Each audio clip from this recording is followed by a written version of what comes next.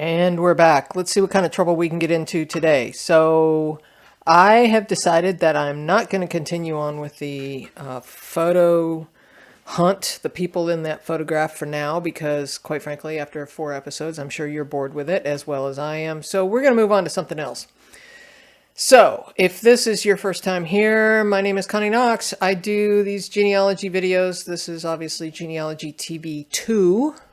And I have Genealogy TV 1. So this is unedited, and this is just me on a weekend. I've been working in the woodworking shop all weekend, and I'm beat. It's late in the afternoon on Sunday, so I decided to rest and record some genealogy for you. So for those who are not familiar, I have these little emojis that I put into a profile just to denote at a glance in the tree what I'm working on. So if I go back to the tree for a second, the little check marks mean that I have thoroughly researched them and completed their research notes to the point that unless something new pops up like these little hints, they're pretty complete, and I have verified the next generation back. So these little circles mean they're a work in progress, and these mean that I have a lot of work to do. You know, I haven't really finished the research notes. There's just a ton of work to do. This is my mom's side of the family. She was adopted, and so, you know, there's a lot of work that hasn't been done on this side of the family, primarily because I keep working from top to bottom. And so I'm going to pick up here for just a moment with Melissa Ann Smith. We've talked about her before, but this little emoji, by the way, if you're curious as to how to do it, you can put any little emoji you want in there. You do it in the name field, and you only do it in the suffix field. You do not want to do it anywhere else. Now, I copy these off of Emojipedia. But you can right click, I think. Wait a minute. Is there a way to do this? Somebody told me you could right click and pick emojis. Here we go. And you could pick, I tried it. Hello. Oh, win plus period. All right. So you hit the Windows key plus period. I never do this. And you can use different emojis to add to the suffix field. You don't want to do it in any other field because it messes with the search functions, and that is straight from Ancestry. Okay, so I have pretty much done the work on her. I need to change this emoji, so what I'm going to do is I am going to copy a check mark because I'm too lazy to go look for my file. So I'm going to come over here. I'm just going to Control-C to copy. I'm going to close this out. I'm going to go back to the tree. I went and looked at her research notes a few minutes ago, and I'm done with her. I just hadn't changed her mark. The only thing that, well, there's nothing left to do on hers. So then I was looking at George Simmons, and I don't know if I want to work on Simmons or not, but here's one thing that I'm going to show you. On Melissa Ann Smith, there was one thing I said I left off here. I still need to add newspaper articles from the bottom of the Ancestry page. So I do need to do that. So I guess I jumped the gun by clicking on the, what is that? The check mark. Because there are 2 newspaper articles down here. There might be 3. So let's look at my notes real quick. So this newspaper article is from 1913. This one is also from 1913. I wonder if they're the same. Let's open that in a new tab. You know, I right click and open everything in a new tab because, you know, that's me. You have to click the view button first, though. All right. We're going to do one thing at a time. Because this is an other source, I have a feeling it's the same thing. 19th of March, page 1. 19th of March, yep. It's going to be the same one. 19th of March, page 1. Hopefully it's not something really long. Melissa Booth and husband Edwin Wellman et al. 2 tracts of land, 30. Oh, I've already done this. I remember doing this. Please stand by. Let me pull up her research notes. 1913. So this is what's great about research notes. First of all, I do everything in red when it's something that's unfinished. 1913, there it is. All right, so I've already done this. I've already given it a source citation, so I can mark that one off as done. And what I want to do also is I want to remove the duplicate. I'm going to remove this duplicate. I'm going to go look at it to make sure that it's not a different... Nope, it's the same one. Okay. Apparently I must have found it at different times. So, sorry to go too fast if I'm making your head spin here. So what I'm going to do is I'm going to remove this other one because this one actually came through the Ancestry platform and it's connected to a source, I mean to a fact. And if you've noticed this one, oh, it does draw to the same thing. All right, it draws to a different one. Wait a second. Interesting. You know what? I don't care. I'm going to leave it. Normally what I would do... Yeah, I'm going to do it. Okay. So, let me think about this for a second. I want to attach this fact to this source. I want to remove this one because they're duplicated. Then I want to remove this one. So what I'm going to do is I'm going to hit edit. I'm going to say attach source. This one's already there. I'm getting confused myself.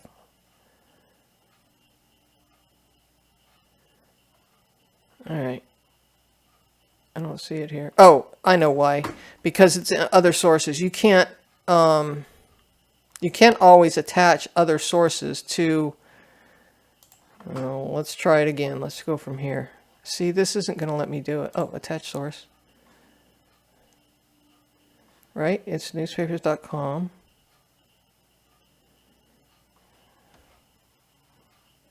Here it is. All right. So, okay. So, I'm clicking the back button. Sorry. Whoops. Let's just go scrolling by. Darn it. It took me out of the... Did it? Yeah, it took... I'm going to close that. All right. It took me out of the attach page. So, let's try this again. We're going to scroll down. I know you're screaming at the TV going, Connie, wait a minute. Am I looking at the right person? Yeah. All right. So, we have this one. It draws to that one. But I have all these notes here. See, that's what I'm trying to do is combine everything into one.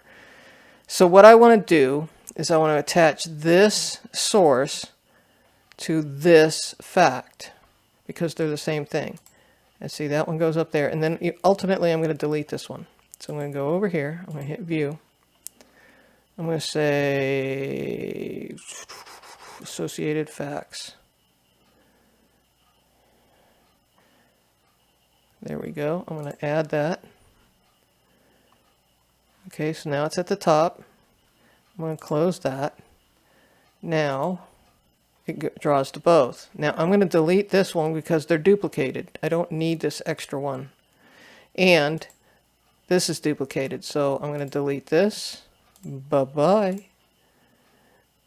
And now I'm going to delete this one. See, we only need one. I'm going to delete this one, remove, bye-bye. Okay, and that's already in my research notes. So we're good there. This is drawing to a 1936. Let's go see if it's in the research notes. Scrolling down, 1936. This is why we do research notes in chronological order, because then you can just jump ahead. And here's 1935. 1940, and I mentioned 1935 again because the 1940 census mentioned 1935. So here's what we're going to do. We're going to insert 1936, and I'm going to say, I think that was the Herald Star, was it? Oh, Steubenville. Yeah, Steubenville Herald Star. Let me make sure I spell that right. You know what? Let's open this. View. Let's cheat. Copy. Control C. That way I don't have to worry how to spell something. Right? Go back to my research notes. Sorry, I went to the wrong place. Okay.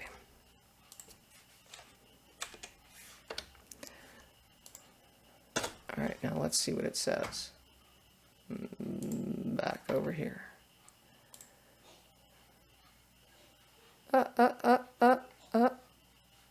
Did I click on the wrong thing?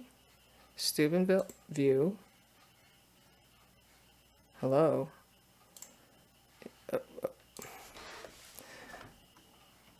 I'm seeing a thumbnail.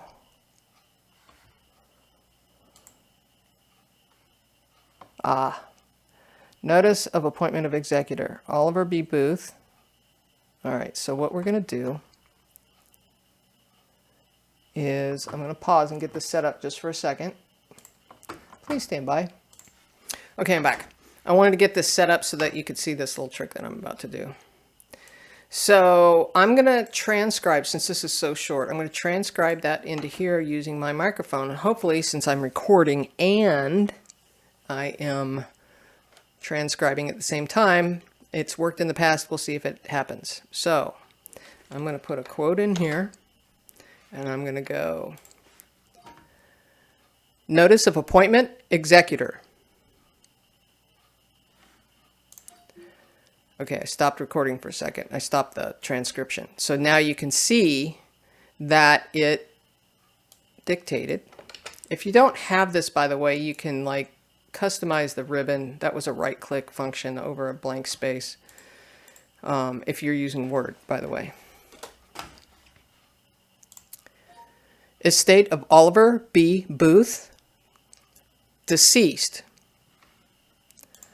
Now, normally I would just keep going and going. Look.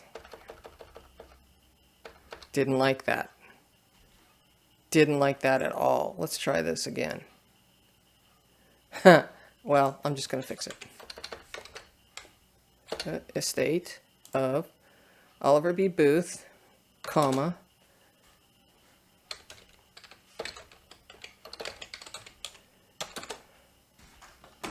notice is hereby given. All right.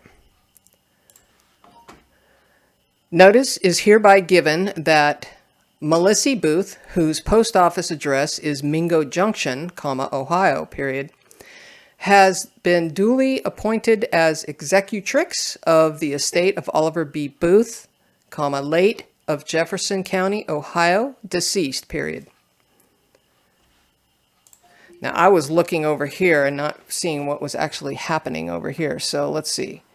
Notice is hereby given. That is correct. One of the things you need to do, though, when you do this is make sure that the spelling is correct. Now, if this was a proper transcription, you would do this on a separate page. You would do every line break and every dash that they have here exactly the same, but I'm not going to do that since this is such a tiny little article. Melissa. Sometimes it's got an M-A. Melissa Booth. All right, it put a comma in there that is not there. Whose post office address is... Whose post office address is Mingo Junction, comma, Ohio, period. Okay. Oh, that's not a period. I knew I said that wrong right after I said it. Has been duly appointed. Has been duly appointed as executrix, capital E, of the estate, lowercase, of Oliver B. period, Booth, comma, late, of Jefferson County, Ohio, deceased. Is that a comma? That looks like a comma. Okay, so we got that much right. I'm going to hit Control Save to save that. I'm going to bold this, by the way. Sometimes I will put a quick little comment here that says appointment of executor. In this case, because it says that right off the top, I don't feel like I need to repeat that. Here we go again. Dated the 7th day of July, comma, 1936. Emmett M. Morrow, Judge of the Probate Court, Jefferson County, Ohio. Lawrence M. Sedgwick, Attorney. 7-11-18-25-1935. I'm just going to type out whatever this is and hit the end quote. All right, let's see how messed up that was. I didn't like that dash there. 7-11-18-20. I have no idea what that is, by the way, so if you're asking, I don't know. And so one of the things that you can do here, see how it says Emmett M. Morrow is full caps. I go up to Word. I go up to, let me maximize this so you can see this. All right, so I go up to Word and I say all uppercase, and then I don't have to type it again. Put a period there. Let's go back to the way we had it.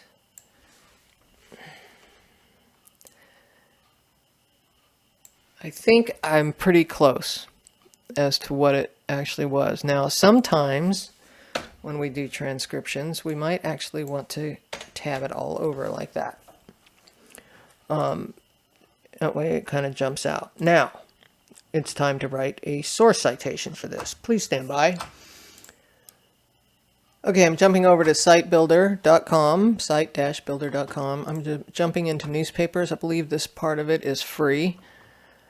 And so this is, let me think, newspaper articles online. That's probably this one. Looking at my options here. All right. Melissa.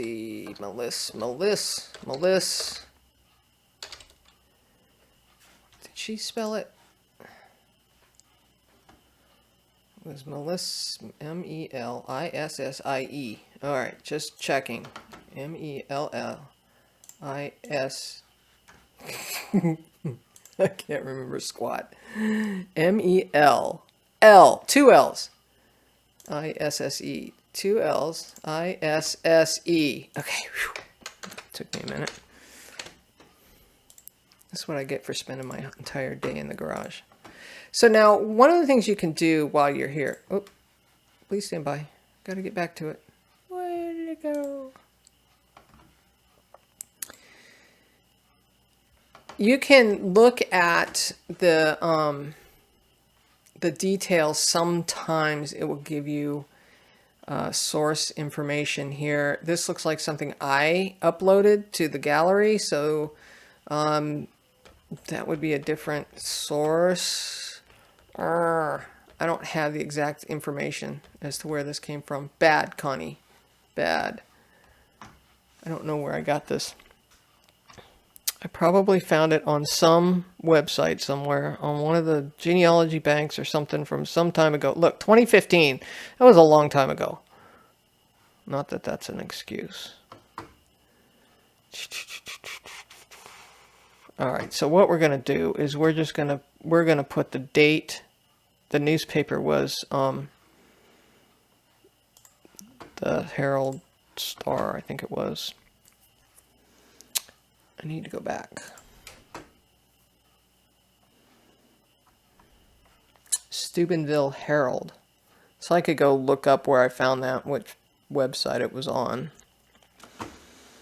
So this wouldn't be exactly the proper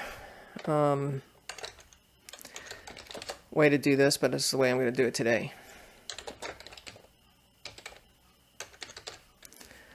The Steubenville Herald. I think it was Steubenville Herald Star, was it not? Yes. Steubenville, Ohio. That much I know. And the publication date was, did I make a note of that? 1936. Do I have a better date than that? That's all I have. Okay, Connie. 1936. I don't know the location. I'm going to put unknown here. Unknown. Yeah, I don't know. This is not the way to write this. I'm going to put today in there. This is not the way to write this, I can tell you right now. But this is the way I'm going to do it for my notes. See, it says missing title. So what you can do is copy that. And eventually I'll figure out where I got this from. Then I'm going to come over here. So it's copied to my clipboard. I'm going to go to References, Insert Footnote, Control V to paste, and then I'm going to delete this stuff out. And I'm going to make a note in here. M-I-M-E-L-L-I-S-S-I-E. It just didn't look right. Okay. Access. That's okay.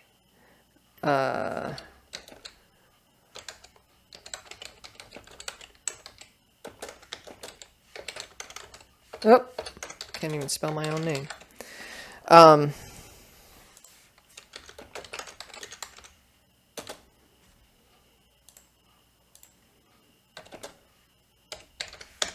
Okay. Good enough for today.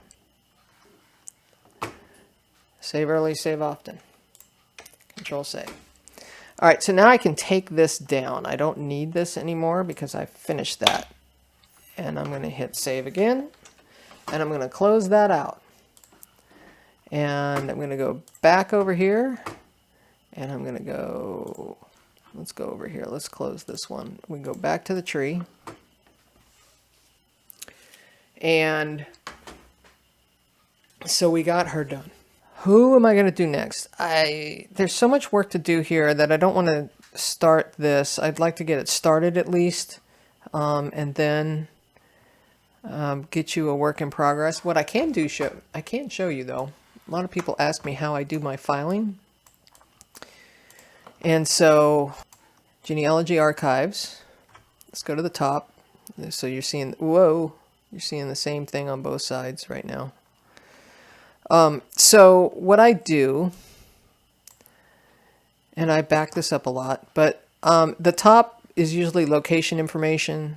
So I have census forms and census things in there and forms and templates and stuff. And then it goes into surname folders. So for Melissa Booth, her maiden name was Smith, so she would be in the Smith subfolder. And then she has her own folder within that. And there, if I put a 1 in front of her research notes, that always rises to the top when you're looking at it in a details view and you sort by name field, then it always rises to the top. I only keep one set of research notes. I do not do backups. I used to years ago, and it just got confusing as to whatever the latest one was, because I might accidentally put more information on an older version, and then I had to combine them. It was just a pain in the butt. So one set of research notes per ancestor. And so that's kind of what I've been doing today. And so hopefully you got some keen information on how to do like emojis and how to do research notes, and the cheater's way of doing source citations. Look, they don't have to be perfect, but I'm sure I could go back into her file. In fact, let's do that. What the heck? You thought I was done, huh? So, sale of 2 tracts of land. Sometimes I've really done it more in the last probably 5 to 10 years, but I think some of these are, well, these are 2024, but that newspaper article that I uploaded is not even in her file. So it might be because it was Oliver Booth's estate records. It might be in his folder. Let's go see. Oliver, where are you? Okay. So I had put it in here. Here it is. I had put it in his folder, so I could easily copy that, Control C, go back over to hers. I do this a lot, because it's just faster to just copy and paste another copy of it into her file. I usually like, if you're named in a folder, you're named in a document, it's usually going to be in the file folder. So we'll go back to Booth, we'll go back to Oliver, and so these are all of his items, and if you want to see him, he is right here. So she was the executrix for her husband. All right, that's it for today. Thanks for watching.